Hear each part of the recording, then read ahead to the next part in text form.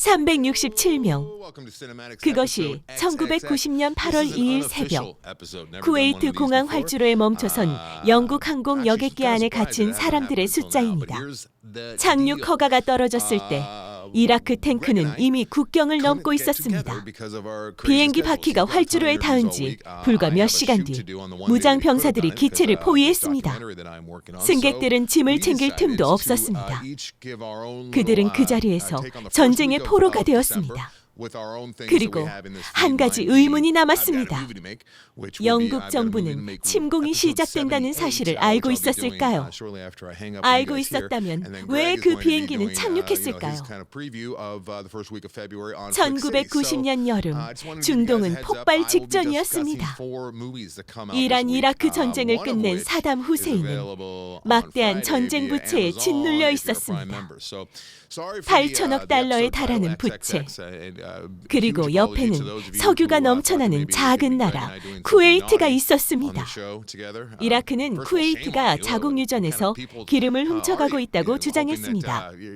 긴장은 날마다 고조됐지만 서방 정보기관들의 공식 판단은 달랐습니다. 미국 국무부는 7월 31일까지도 침공 가능성이 낮다고 발표했습니다. 영국 외무부도 마찬가지였습니다.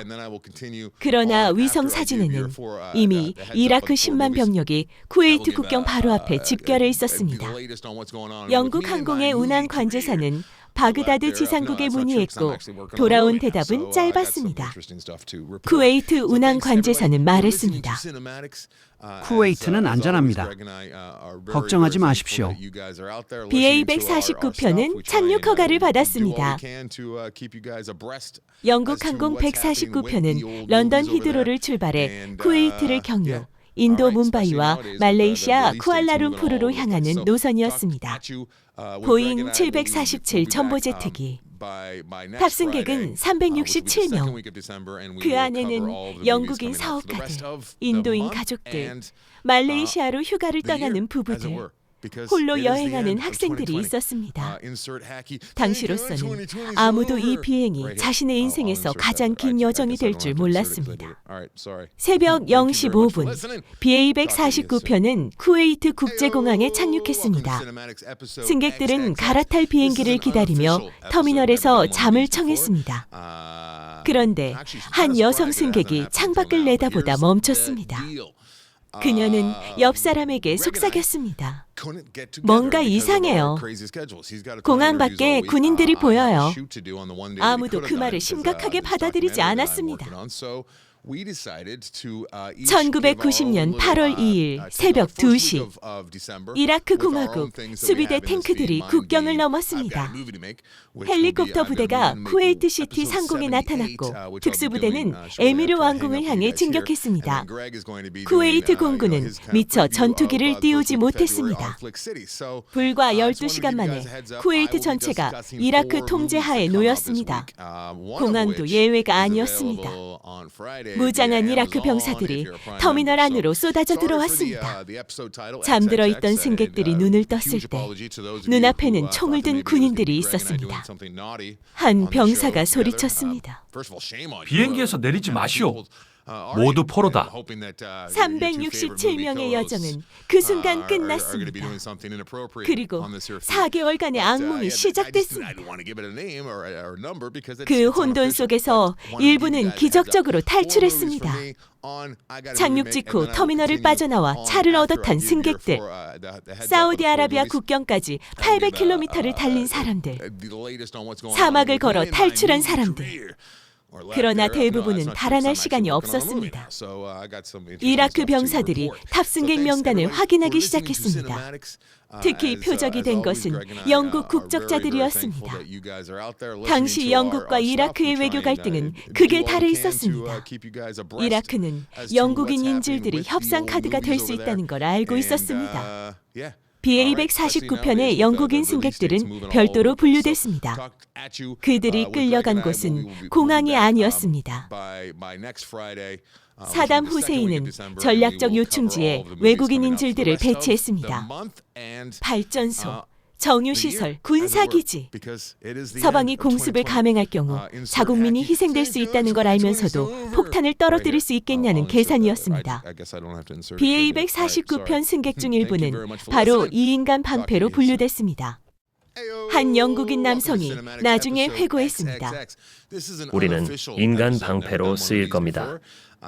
그게 이유예요. 그는 정유시설 옆 막사에서 4개월을 보냈습니다. 음식은 하루 한 끼, 물은 부족했습니다. 그러나 더 견디기 힘든 건 아무것도 모른다는 공포였습니다. 가족에게 연락할 수도, 다음 날 어떻게 될지도 알 수 없었습니다. 사건이 종결된 뒤 충격적인 의혹이 제기됐습니다.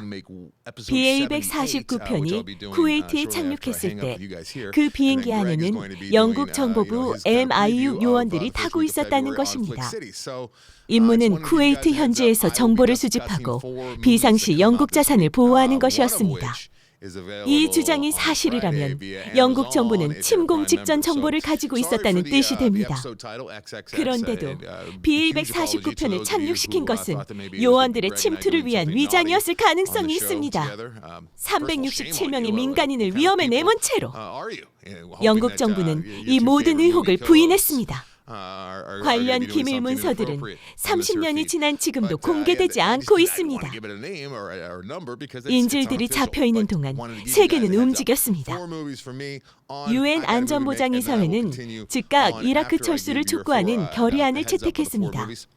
영국, 미국, 프랑스를 포함한 34개국이 다국적군을 편성하기 시작했습니다. 그러나 인질들에게 가장 중요한 것은 석방이었습니다. 국제 적십자사, 각국 대사관, 민간 외교 채널이 총동원됐습니다. 한 인질 어머니가 이라크 측 담당자에게 간청했습니다. 이 아이들만이라도 보내주십시오. 1990년 12월 사담 후세인은 전략적 계산 끝에 외국인 인질 전원을 석방하겠다고 발표했습니다. 무력 충돌이 임박했고 인질들의 선전 가치가 사라졌기 때문이었습니다. 1990년 12월 초 BA-149편 탑승객 대부분이 마침내 본국으로 돌아갔습니다. 본국으로 돌아온 BA-149편 생존자들은 영국 정부의 진상규명을 요구했습니다. 민사소송이 제기됐습니다. 영국 항공과 영국 정부를 상대로 한 소송이었습니다.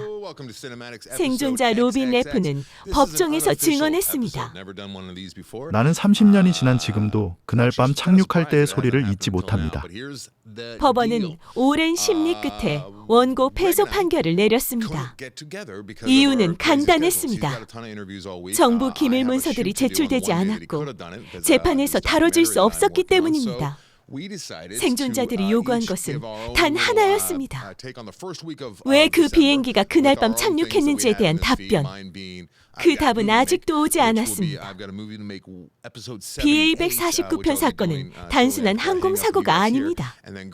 이 사건은 정부가 자국민을 위험에 빠뜨릴 수 있는가라는 질문을 던집니다. 영국 정부가 공개한 일부 문서들에는 핵심 내용이 모두 검게 지워져 있었습니다.